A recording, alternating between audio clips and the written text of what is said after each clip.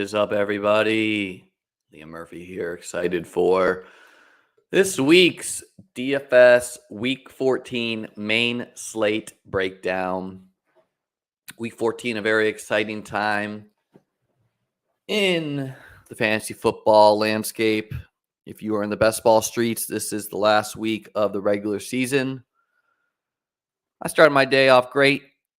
Got myself some coffee, a little bit of sourdough bread, jumped in the hot tub, as you can see by my hair. But I'm excited to jump into today's slate and break down the games. Should mention, had a great week 13 last week. On this channel, let me make sure I'm zooming the right thing for you guys.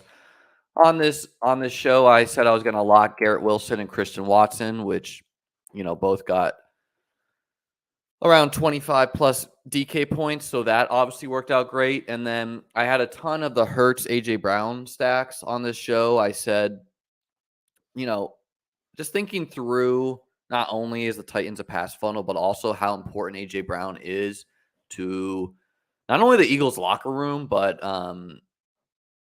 just that team as far as if they're going to be in the Super Bowl, winning the Super Bowl, whatnot. And it just made all the sense in the world that Jalen Hurts would force the ball to A.J. Brown, and it was a good spot. So played a lot of DeAndre Swift last week, trying to be ahead of the injury news. Came in at really low ownership. Had a bunch of Pacheco too. Had a bunch of CMC as well. So we were close. I think my best, I had like, I think 8 lineups in the top 100 of the 555 milli maker. So we were close, but let's try to bank a mill this week.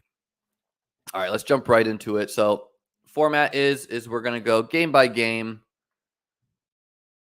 jumping into Cleveland at Cincinnati. This game sports a 46.5 over under, and the Browns are 5.5 point underdogs. I should also mention that I was on the Swolecast this week, so make sure you check out the Swolecast on YouTube. If not, thanks to them for having me as a guest. It's always a blast chopping it up with them. And of course, congratulations to Peter Overzet for having his baby April be born.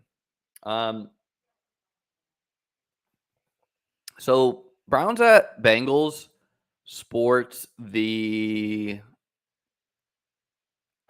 second highest over under on the main slate. It does, after the obviously Detroit Minnesota game. So not the worst game in the world to, if you're playing small field or you're playing like single entry, not the worst spot in the world to onslaught stack.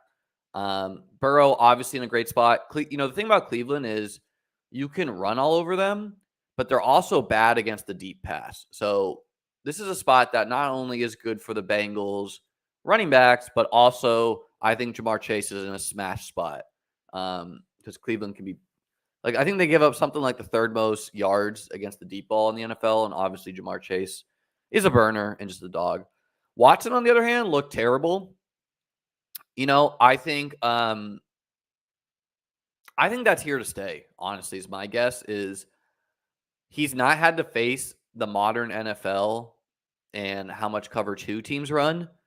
And I think, he'll probably be fine eventually, but I don't, this does not feel like a spot he's going to come out and pass for 300. The Bengals have a good D as well. So I'm out on Deshaun, but, obviously if I'm wrong, it's not unheard of that he would have a blow up spot here.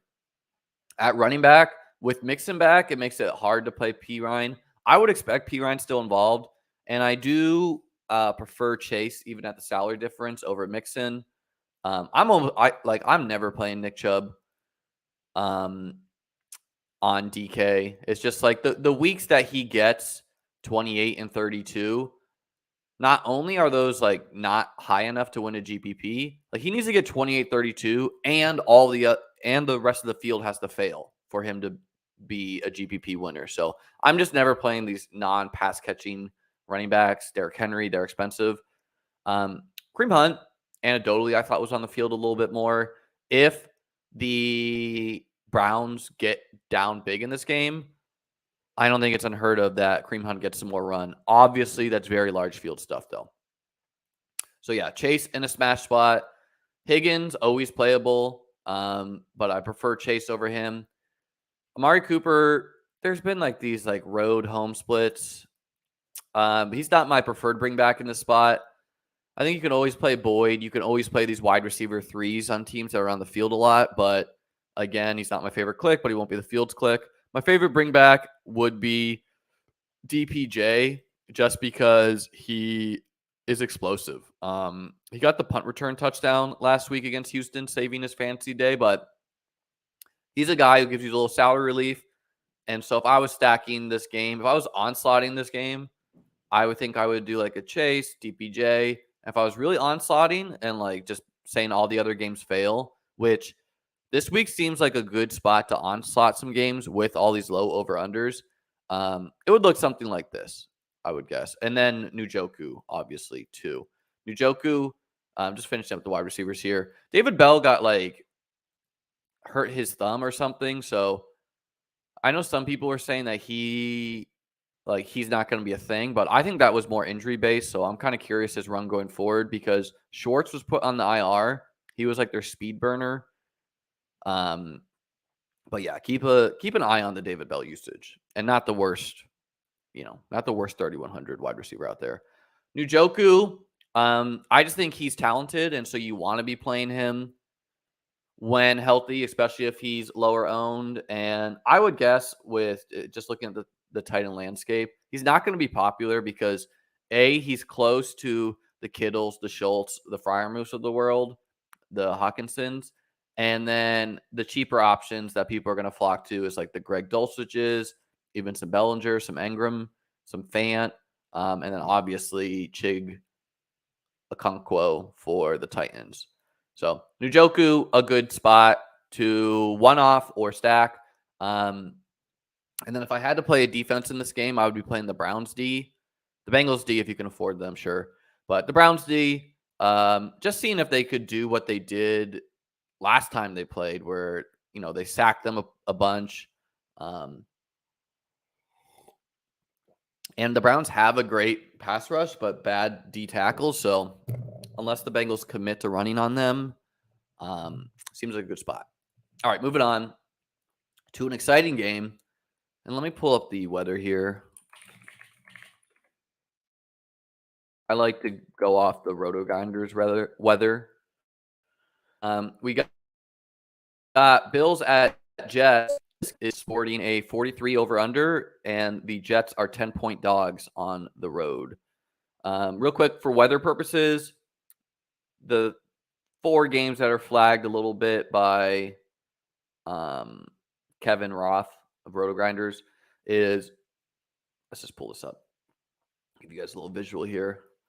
Is Jets at Bills, rain, snow, more details. Yeah, wind is honestly the only thing I care about for weather. I think rain. What's going on, William? I think rain and snow can help offenses both because it's much harder to play cornerback in the NFL than it is to play wide receiver or running back. If a defender falls down, these guys can house it in snow or rain. So wind's the only thing I care about. So yeah, really not much weather to be concerned about.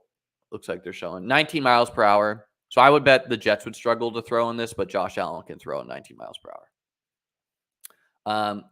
Going in this game, I think this is a great spot to play to pay up for Josh Allen, where with some cheaper options being available, such as Jared Goff, such as Tyler Huntley, such as Geno, Kirk Cousins, I would guess the field is not paying up too much for Allen, Hurts, and Mahomes. And those who do are not going to get too crazy. So in a slate where a bunch of the over-unders are low and a bunch of the games could disappoint, I think it's a good spot to load up on either the Bills, the Chiefs, or the Eagles, and just say, hey, the other spots are going to fail.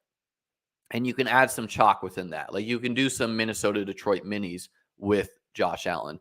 On On the Bills side, I will say that the last time they played the Jets, A, the Bills lost. B, they didn't have a bunch of their defenders, such as Matt Milano, who really is probably their second most important defender after Von Miller. Dude just does everything. And so I think the Bills should have the ball more. Trey White is back in. We'll see how Trey White does against Garrett Wilson, but I would guess Mike White struggles to throw in 20 miles per hour winds versus versus Josh Allen.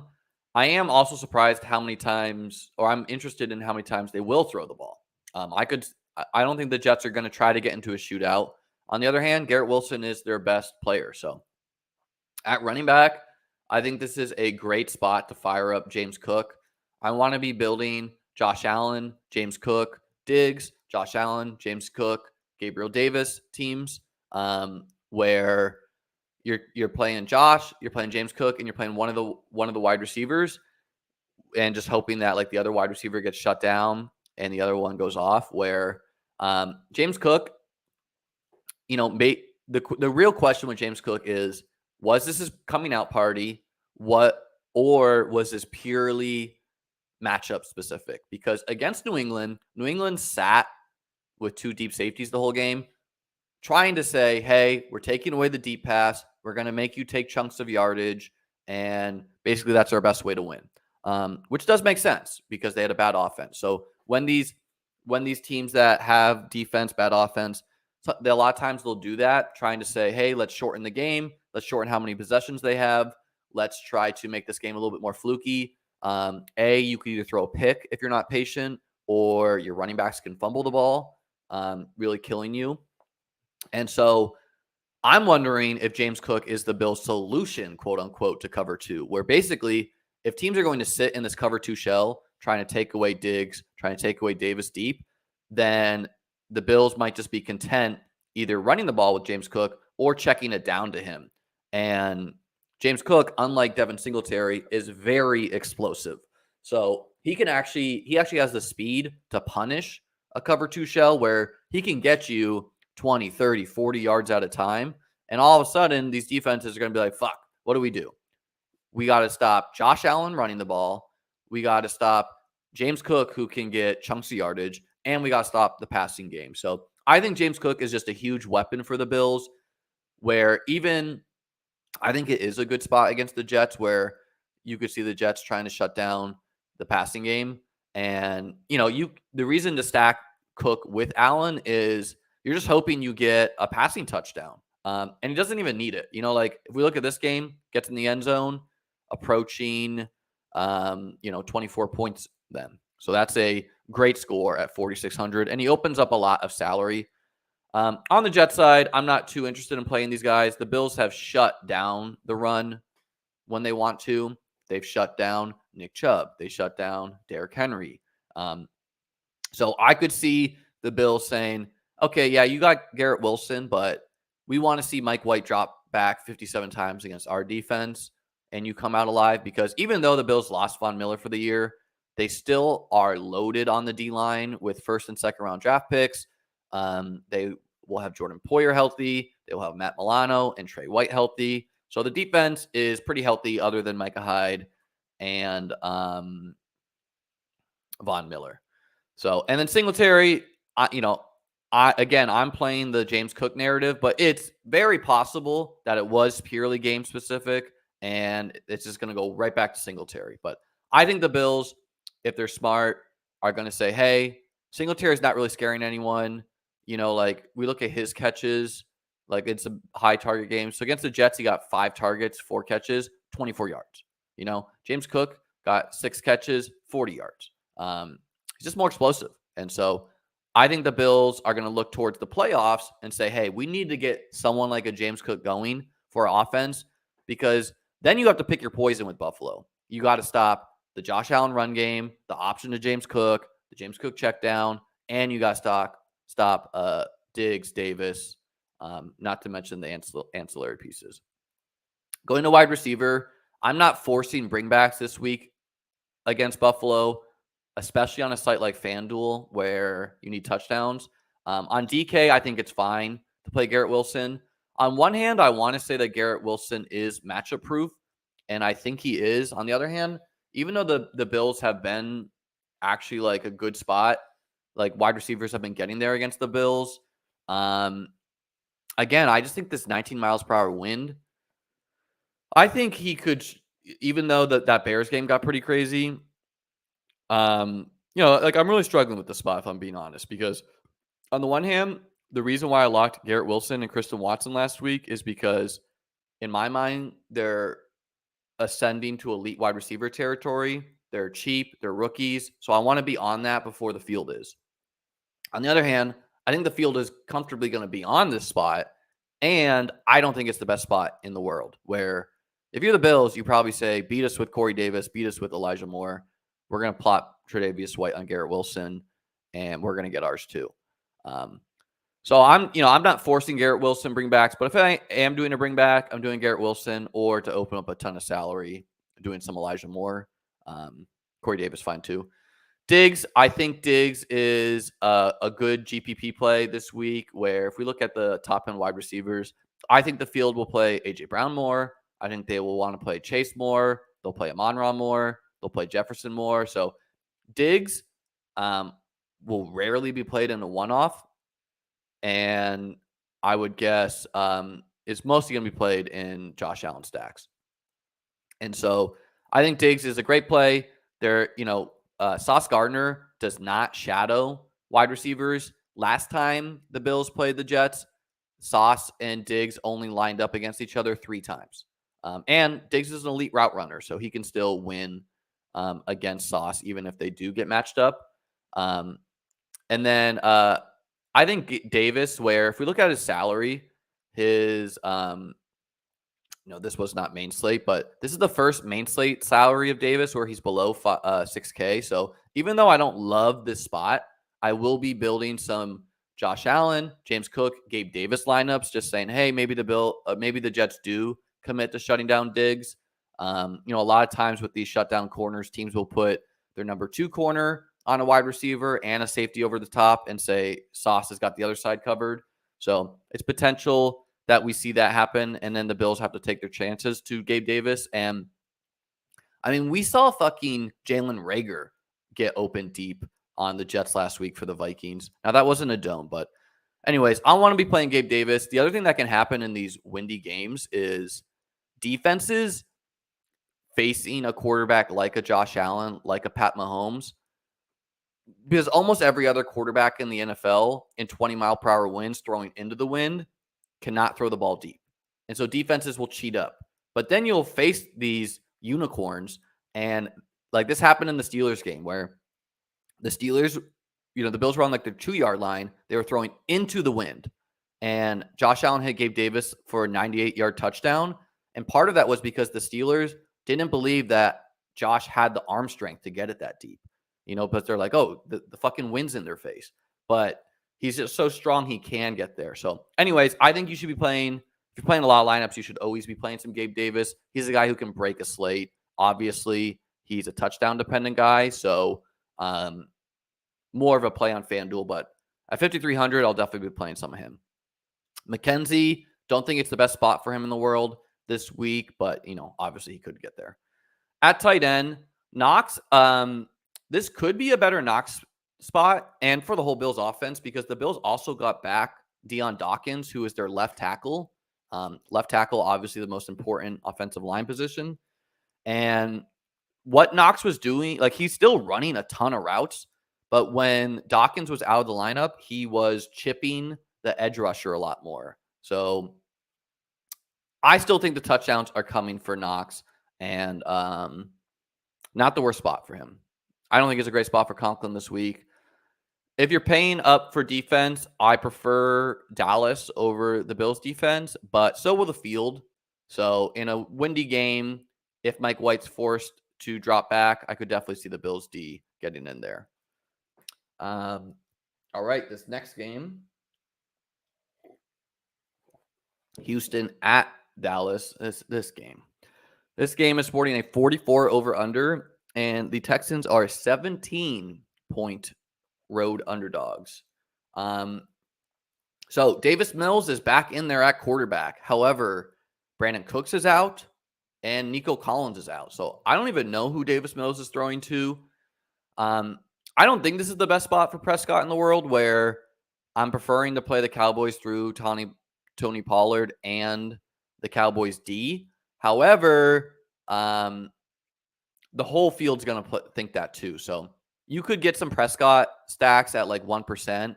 And if they decide to pass more, or if they just get the touchdowns through the air, he could totally get there. Woo. Going to running back, I think this is a great spot for Tony Pollard. He's going to be super chalky, but he should be, It's basically, like his usage is not amazing, 12-3, 18-2, but he can just get there. Like, you see the box scores, he can get there. He's explosive. I'm going to guess the field tries to galaxy brain themselves into Elliott a little too much. He just needs to score. Like, these are 2 touchdown games where he got 17 points. You're really looking for like 25 plus. So it takes like a 2-3 touchdown game from Elliott, or Pollard injury, or they rest Pollard because they're up so big for Elliott to get there. So even against a terrible Houston defense, I'm not going to be playing Elliott, but there's worse spots. And I think every GPP second level take will be like, oh, Pollard's going to be popular, I'm going to play Elliott. And so maybe the field will do that too much. Dameon Pierce, you never want to be playing when he's chalky, and you probably don't want to be playing at all on this team. However, with Nico out, with Brandon Cooks out, who the fuck are they throwing the ball to? This could be closer to a 6-target game for Pierce. And so 6 targets at low ownership, you actually can run on the Dallas D, 24th against the rush. But, it's just hard to see the Texans not being down huge. At wide receiver, obviously you could play Lamb. I think Gallup is a fine play every week. He seems a little bit touchdown dependent, so maybe a bit better on FanDuel. And then I'm not going to mess around with these Houston punt wide receivers. However, if you want to for salary relief, obviously they're fine. They're coming in at like 3,400 for the wide receiver one. And maybe they get garbage time yards. James Washington should be back too, by the way. We'll have to see how that impacts Gallup, and maybe it impacts Noah Brown more, but I don't think he's playable. At tight end, Schultz is fine, but he's a bit expensive. He's right next to Freiermuth. He's right next to George Kittle. So other than that, yeah, I'm not playing these guys. I mean, it could be a fine tight end spot where like Akins is coming off, where like Akins, I guess, for salary relief, which will be mega leverage off of Chig, just because, again, their top 2 wide receivers are out. And I've always liked Jordan Akins. And that defense, this is a spot I might just like IKB. I think the Cowboys D will be popular, but I'm like kind of locking the Cowboys D in a lot of my builds and then building from here, where like in most weeks, I'm trying to find, like in most weeks, maybe I'd be building a lot of Panthers D, which is like the cheapest playable defense. But this week, I just feel so confident that Cowboys can get around 20 points. Now, they will need a defensive touchdown to do that, but it just seems like a great spot. The only way that the Cowboys D does not get there, and it makes no sense why they are not the most expensive D on the slate. The only reason they don't get there, like I think the Cowboys D should be priced at like $5K this week. The only reason they don't get there is if Houston wants to lose by the least and they're just like, fuck it, we're running the ball 60 times this game. We're not going to pass. And then it's hard to get pick sixes and whatnot. All right, Minnesota at Detroit. This is the 51.5 over under. And the Vikings, the 10-2 Vikings are 2-point dogs on the road to the Detroit Lions. Big spot for the Lions, where if they win, they're in the thick of the playoff race. At quarterback, I'm not going to be building too many teams this week with Cousins or Goff.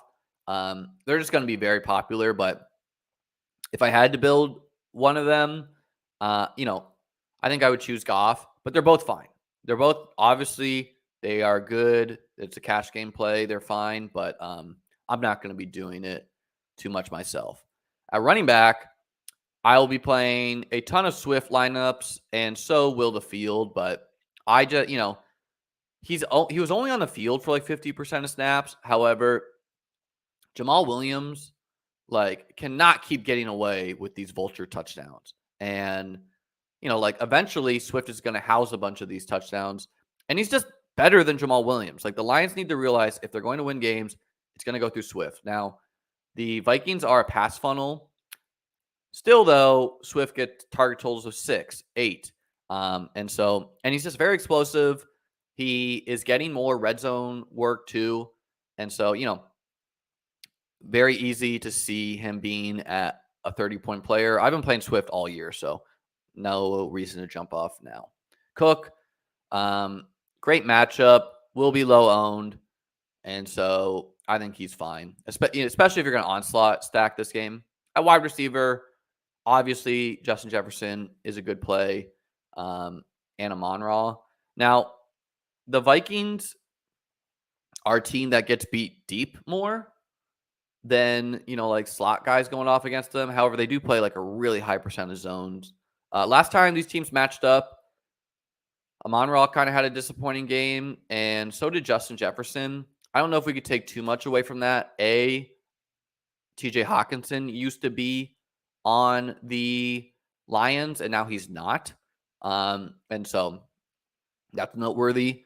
DJ Chark, I will be playing a ton of this week. I just think he's a good salary saver. It's very easy for me to see him going for 100+ yards and a touchdown, approaching 25, 30 DK points, where as long as Jameson Williams is not ramped up, then I think Chark should have a smash. He's in a smash spot. You can beat the Vikings defense deep, and he's in a dome. He is looking like they're comfortable wide receiver too.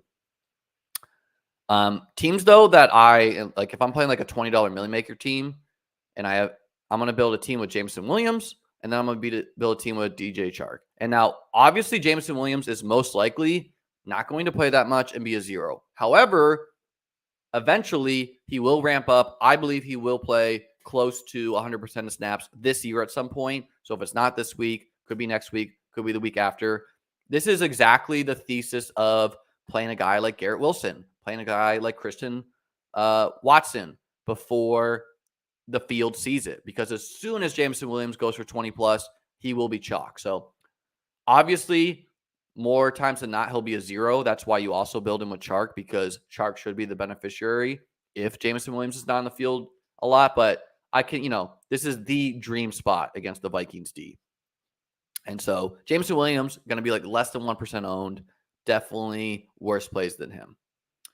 At tight end, TJ Hawkinson revenge game is nice, but it's just hard to see the ceiling on him at 5,100, where even in these high target total games, yardage totals of 33, 43, 34, 45. It's a ton of short yardage shit.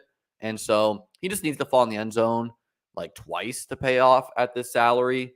So hard for me to do that. Not fooling around with these other guys. If I had to play a D here, I'd be playing the Lions D, who the Vikings are just one of the luckiest teams in football. And anecdotally, and I think probably statistically, they throw up a ton of 50-50 balls that Justin Jefferson comes down with a lot, but eventually can turn into pick sixes and whatnot. All right, Eagles at the Giants.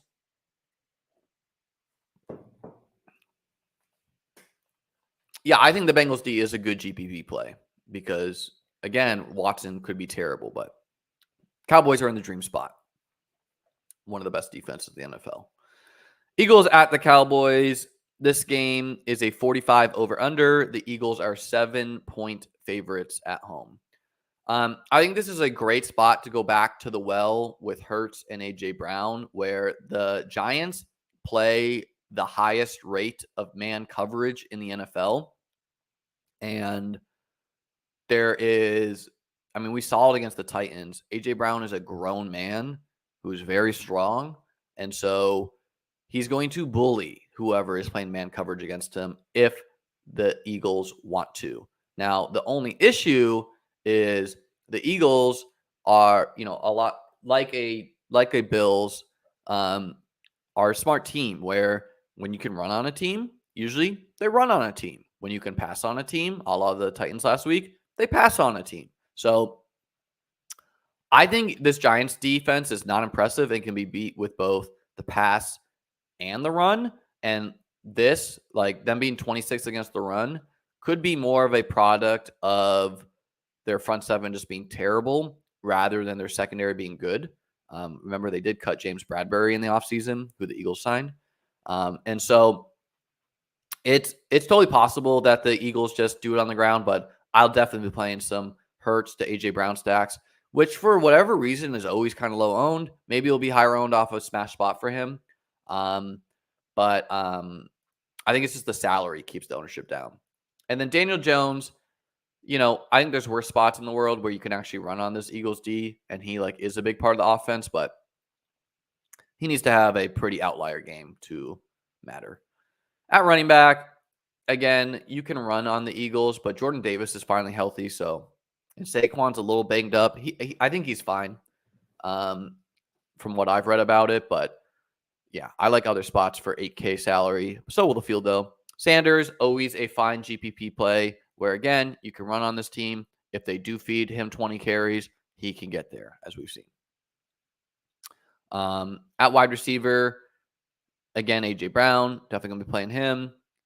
Devonta Smith, also playable. And I guess that in spots that we know the Eagles are going to pass a lot, I would say that Eagles doubles are now live, where previously I was pretty strictly a single stacker with Hurts because of how much rushing touchdowns he's going to score. But since Dallas Goedert got hurt and until he's back, it's just so narrow who they're throwing to. Quez Watkins is even banged up. So Devonta Smith, very talented, the Slim Reaper, obviously a playable piece. Not really trying to fool around with these Giants guys. Isaiah Hodgins scored a touchdown last week, but he needs to do that to matter. And then at tight end, Daniel Bellinger, I think, is a good play for GPPs where he really is like the Giants pass catcher one in a lot of spots now. This guy's an athletic freak, had a 9.65 or higher raw athletic score, RAS score. The Giants obviously like him a lot. Literally almost lost his eye, almost had his eye gouged out, and he's already back in. And got 5 targets last week. Now the game did go to overtime, and then the Eagles have been a sneaky tight end funnel where last week we saw Chig got there. Let's see some other teams they've played.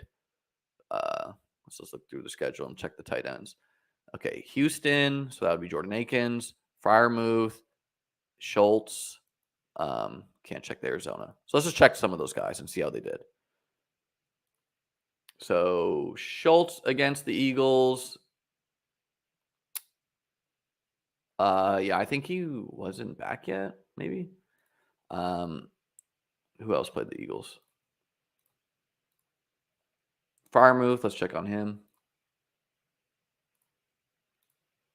Against the Eagles, 7 targets, 4 catches, 57 yards. So anyways, the Eagles used to be a team you could bully in the middle of the field. They've gotten better this year, but still pretty good spot for Bellinger, who should be pretty low owned compared to Greg Dulcich, who's 3,400 and much more chalky. And that defense, I think the Eagles D is fine to play, but again, I prefer the Cowboys. But so does the field. Baltimore at Pitt. A pretty fun one, actually. This game sports a 37 over under, and the Ravens are currently 2-point dogs on the road. So Lamar is out. Tyler Huntley will be quarterbacking for them. I am definitely going to be playing some Huntley lineups this week. Again, it's a spot where there's a bunch of low over unders. So if hopefully I think the field will play more Goff too. And I'm just going to play the guy who is 80% Lamar at 5,500, where He, got 10 rushing attempts last week, 27 to 32 passing. We saw last year him have like 2 or 3 huge games to Mark Andrews. So it's pretty simple. You just play Huntley, you play Andrews, and you either pick a Pitt bring back or you don't.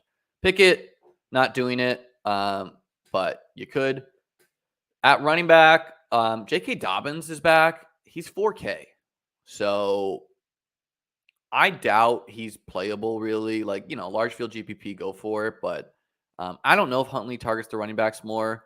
But, it just seems like you want to kind of see it from him. But for $20 Millie Maker, a talent of J.K. Dobbins at 4K, there's worse plays. Obviously, I bet it's going to be some weird timeshare with Drake and Edwards.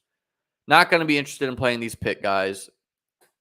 At wide receiver, I like Deontay a lot to start the week, and then he was like all banged up in practice. It looks like he's fine now. But I was just gonna try to like bank on these targets and hope he could fall in the end zone for once or maybe twice. He is like 8th in the NFL in like targets. He's like got a bunch of red zone targets. He's a disaster. George Pickens, I think, is in a good spot where not only do we get the squeaky wheel narrative where he was pissed, he's always, every single time I see George Pickens play, he is complaining about, like, every time I see him, he's just screaming, "Get me the ball!" And it's like, dude, you can't be screaming, "Get me the ball" every game. Like, that just got to wear on people. Anyways, you can beat the Ravens deep. Now, I do think they're getting some defenders back, but 25th against the pass in the NFL. So I like Pickens in bringbacks, but build teams with Deontay and Pickens. They're 100 difference. On the Baltimore side, we saw Duvernay get 6 targets last week. He's a fine play at 4,400. And then Deshaun Jackson, who's on the active roster, clearly third in snaps played last week. However, ran quite a bit of routes, and against a team in Pitt who plays a ton of man coverage, can get beat deep. Like we saw Gabriel Davis beat them deep. I'm just guessing there's worse plays than Deshaun in this matchup, where I don't hate some like Huntley, Andrews, Deshaun, and Pickens lineups, where it just feels like a spot Deshaun could go for a long touchdown this game. And he's only 3,400. Tight end, again, Andrews, I think it's playable as a one-off. Definitely like him in Huntley lineups. Freiermuth is maybe the pass catcher one now in Pitt. And, I think the dynasty community is excited about this guy. He gets passes down the field, 57-yard long completion last week. So against the pass funnel in the Ravens, definitely worse plays. At D, I think both defenses are playable, where Steelers could totally just beat up on Huntley. This could be like a low-scoring game very easily. And then the Ravens could beat up on Kenny Pickett.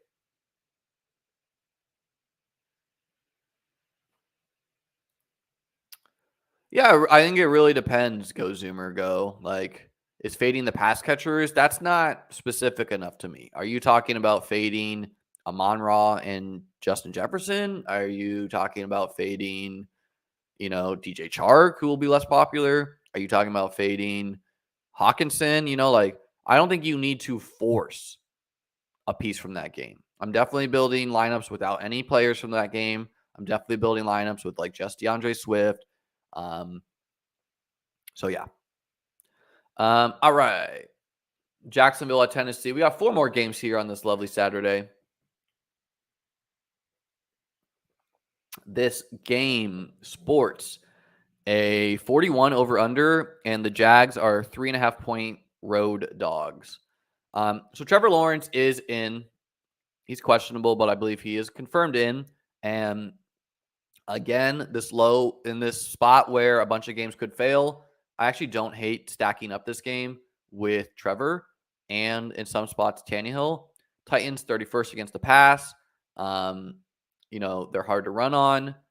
I think the Titans had some injury on their D-line though. So, going back to this question, totally okay to fade Sun God and JJ in small field. You do not need to force a 9K wide receiver. And Amon-Ra, he needs to score to kind of pay off. So it could all go to the running game. It could go to the Brock Wright, the tight ends and shit. Anyways, back to Trevor. If he's not that hurt, I think it's a good spot for him. I'll be playing some Tannehill, Chig Okonkwo lineups too, who's only 2,700. We'll get to him in a second, just because it opens up so much salary. And it's a good spot for Tannehill, who after, he has his lowest rushing totals after back-to-back years of 7 rushing touchdowns. He has 1 this year. Now, obviously, he's been banged up some spots, but I think he would be viewed differently if he had 7 rushing touchdowns this year. And Derrick Henry's looking worse. So, definitely be playing him. At running back, I'm not going to be playing Derrick Henry. Again, don't play really guys like him on DK. ETN is not as much of a pass catcher as people think. Not a great spot. If there's some D-line injuries, maybe it's a bit better of a spot, but I'm not going to be playing him too much. Henderson got cut. Large field GPP, there's worse pieces to add to a Tannehill stack than Dontrell Hilliard at 4,500, who leads the NFL in explosion rate or something, but and has some spike games, But obviously he needs to catch one from Tannehill, preferably 2. At wide receiver, definitely interested in Zay Jones this week, who had this chest injury. I'm going to look up after this video, I'm going to look up the Jacksonville practice report because I really am interested on the injury and how much that impacted him last week. He was mega chalk last week. I didn't play any of him in this spot. I think people were not cognizant enough of this chest injury, but after he played the whole game and it's a week further, I would guess it's better for him. And Zay Jones is an outside wide receiver. Kirk is a slot wide receiver who's playing a ton of snaps in the slot right now. So I don't think this is the Titans are actually okay against slot, and they're very bad deep. So it seems like a great Zay Jones spot. Zay Jones and DJ Chark are my favorite cheap wide receivers, which last week it was Garrett Wilson and Christian Watson. So definitely a drop off in talent, but definitely see 20-point upside for both Zay and Chark. On the Titan side, Burks is out with a concussion.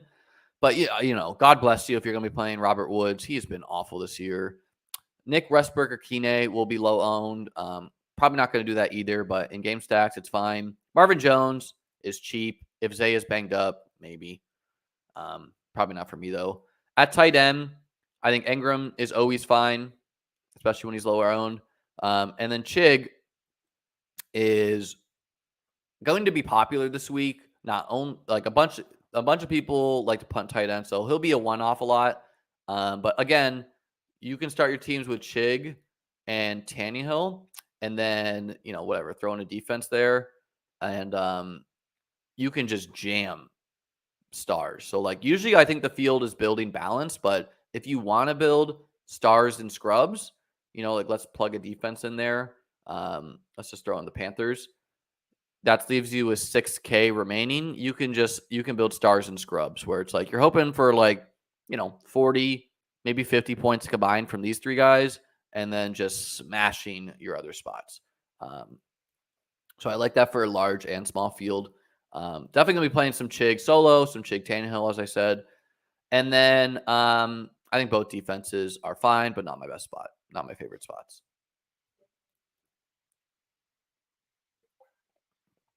Chiefs at the Broncos, 44 over under.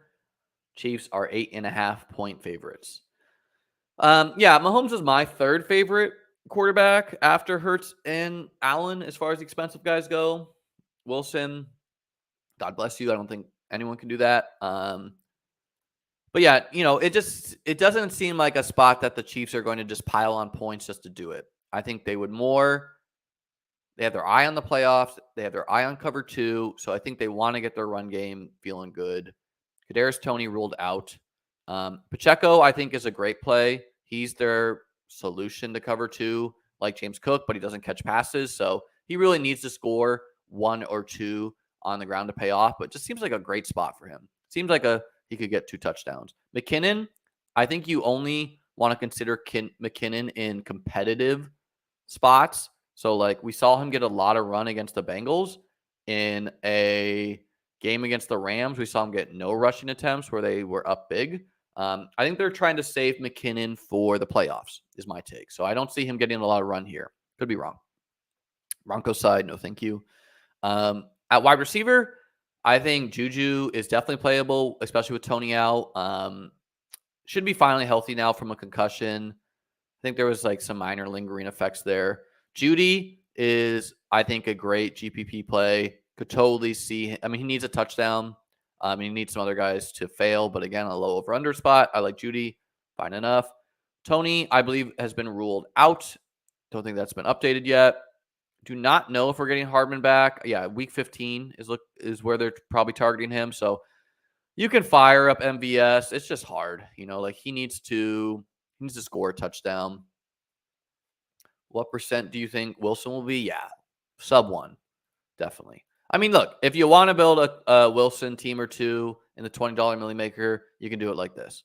You throw in Greg, you throw in Wilson, you throw in Judy, you throw in Pacheco, and build around this is my suggestion. Finishing at the wide receivers, Sky Moore, not playable.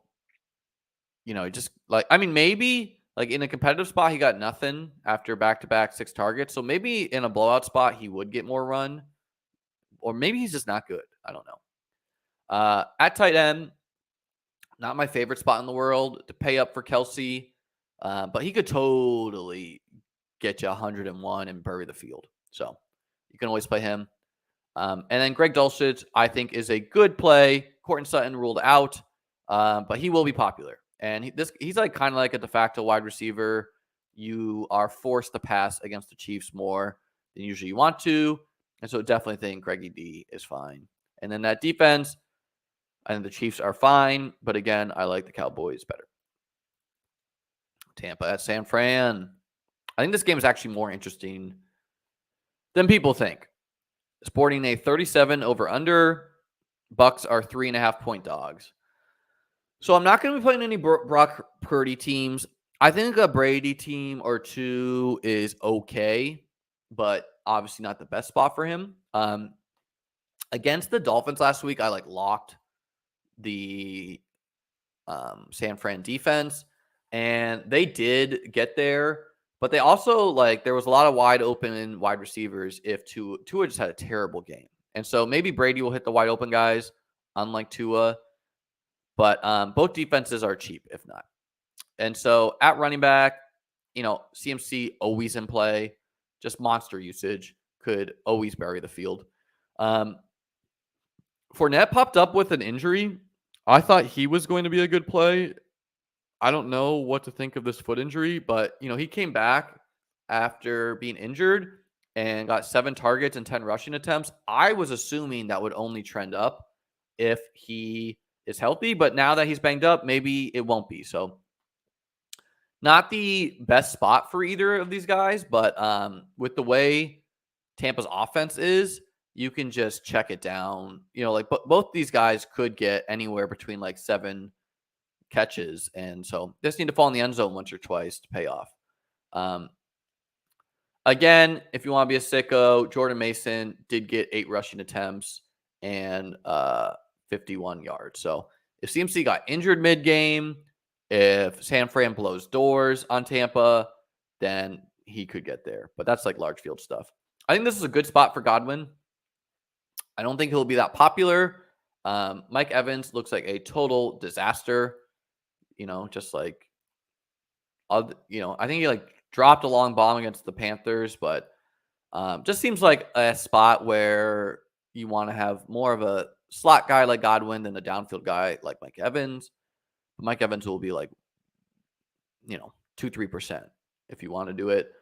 Debo, I think you can always play, especially with I think CMC had minor. I think CMC's fine, but Samuel did have some injury designation earlier, but got 10 targets last week. So Debo's finally down to 6,100.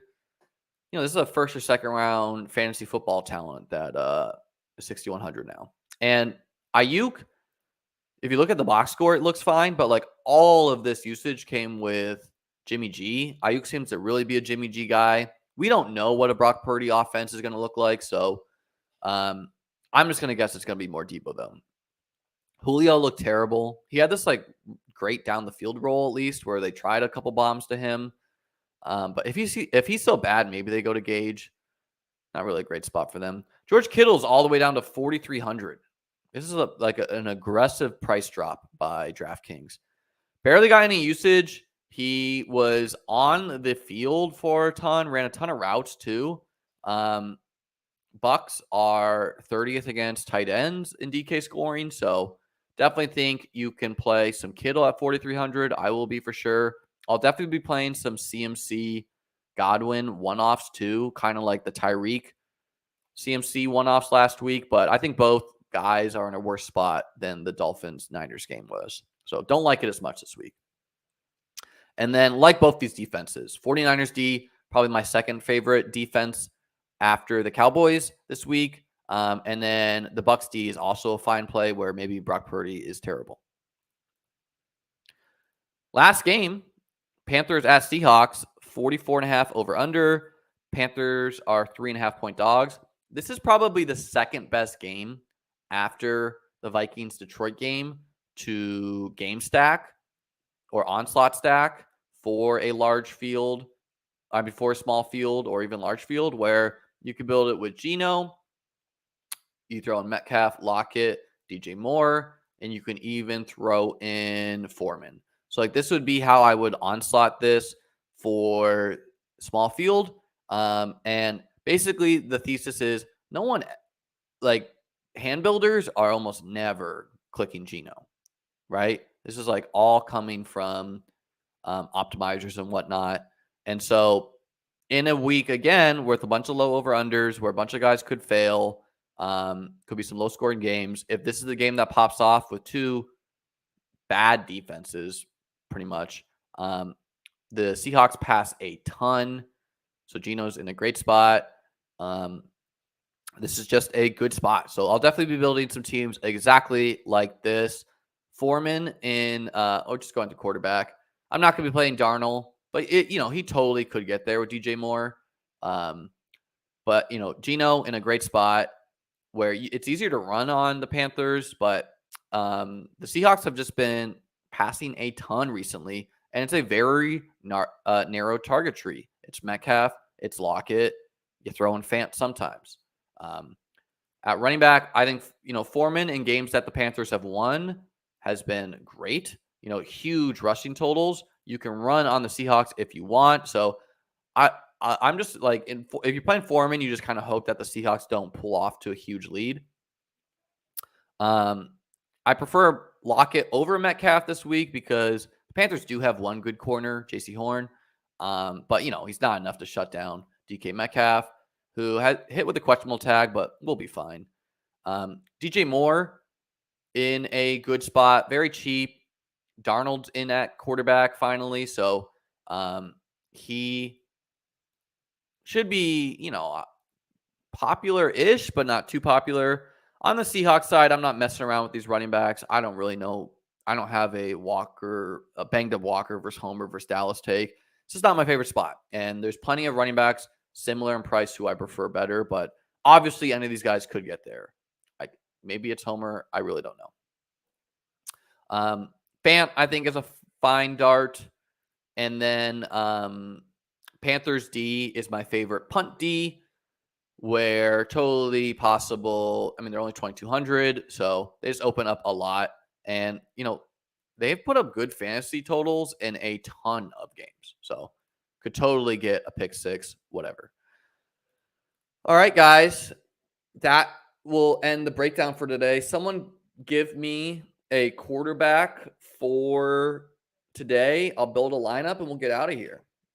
And if you do me a favor and hit the like and subscribe button, that would be great. So any one of you, just name a quarterback. We'll build a team. We'll get out of here.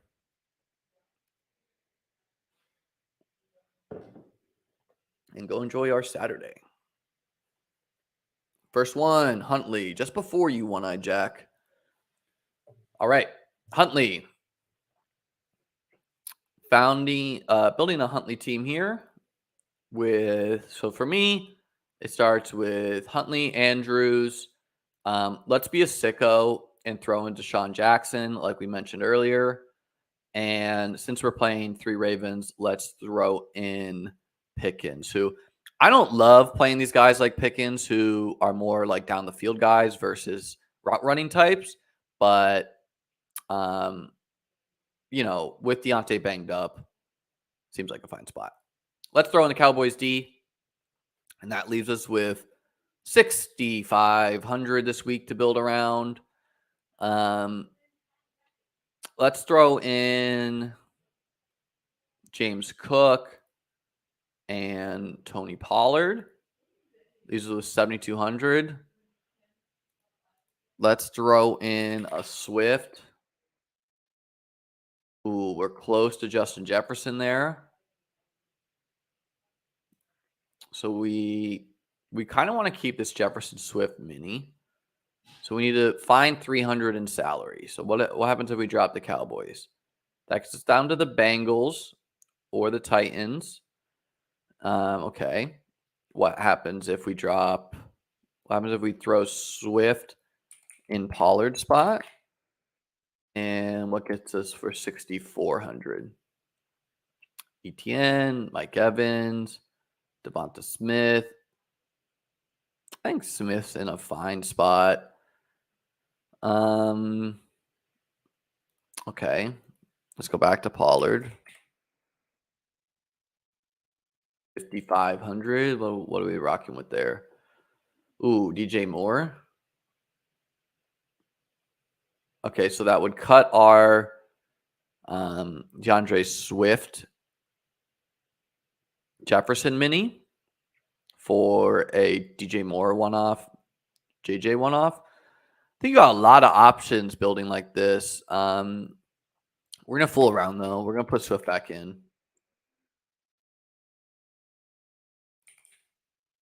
Feels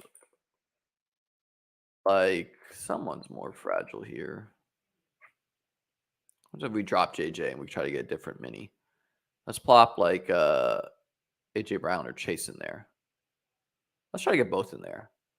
We'll throw in Chase. We'll throw in AJ Brown. And we'll go down to the 49ers D. All right, we like that.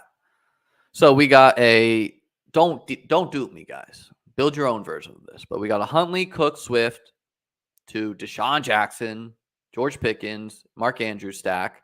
So we're going the Baltimore Pitt game, at least gets in like the 20s.